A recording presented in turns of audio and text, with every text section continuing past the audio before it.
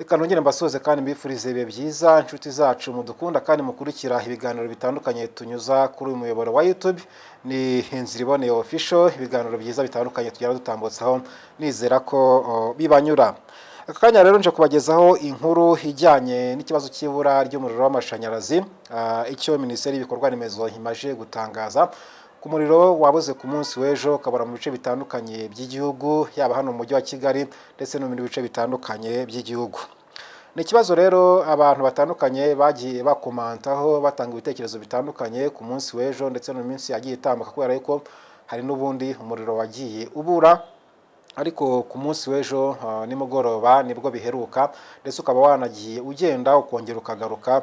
Abantu rero bagiye bitanga ibitekerezo bitandukanye baza bati biba byagenze bite kugira ngo umuriro ugende.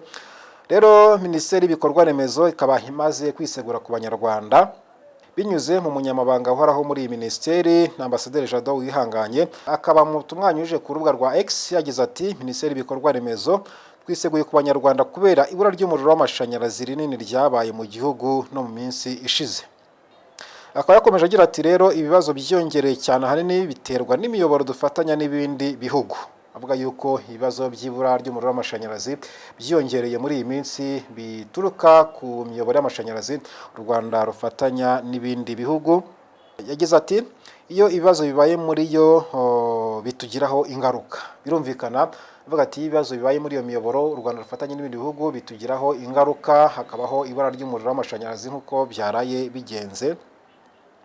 Mu gukomeza gusobanura ku bijyanye n'ikibazo rero, Ambasaderi Jean Dodier Uwihanganye akaba yakomeje agira ati icyakora ntibizahora gutyo, twatangiye ingamba zigamije kurinda birushijeho imiyoboro yacu no kugabanya izo ngaruka. Avuga yuko u Rwanda rwatangiye ingamba zitandukanye zafasha mu kurinda imiyoboro y'igihugu, cyane cyane kuri iyo miyoboro u Rwanda rufatanya n'ibindi bihugu cyangwa se ruhuriyeho n'ibindi bihugu.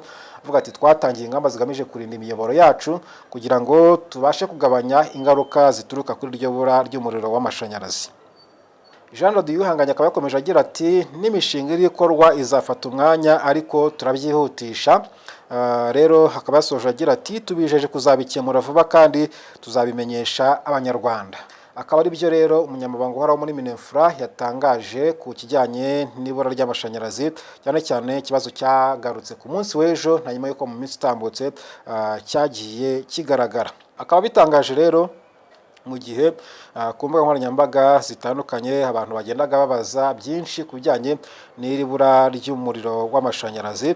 Rero akaba yabitangaje asubiza ubutumwa bwa Robert Cyubahiro Makena, akaba nawe yari yanditse ku rubuga rwa X agaragaza ikibazo cy'ibura ry'umuriro, yibaza ibibazo bigiye bitandukanye. Akaba yagize ati sinzi uko nabisobanura ariko hari umuntu wavuye muri REG mu myaka nk'ibiri ishize, kuva yagenda REG byaragoranye. Robert Cyubahiro Makena yanditse agira ati hari umuntu wabaga muri REG wavuyemo kuva yagenda byaragoranye. Akaba yagize ati uzi ko umuriro usigaye ubura i Kigali yose.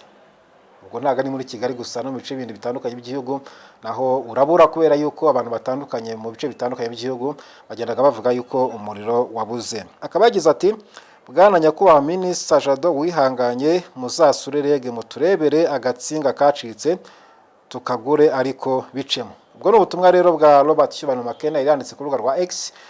Rero umunyamabanga uhoraho muri Minisiteri y'Ibikorwa Remezo Ambasaderi Uwihanganye Jean Dodier akaba yaje asubiza kuri ubwo butumwa anagaragaza ikibazo cyabiteye n'ikibazo kiri kubitera n'impamvu yabyo, ndetse n'ikiri gukorwa kugira ngo ikibazo cy'ibura ry'umuriro w'amashanyarazi kiri kugenda kibaho muri iyi minsi kibashe kuba cyahagarara, bityo abantu bagirwaho ingaruka nuko umuriro wabuze, umuriro wagiye, ibyo ngibyo bibashe kuba byahagarara.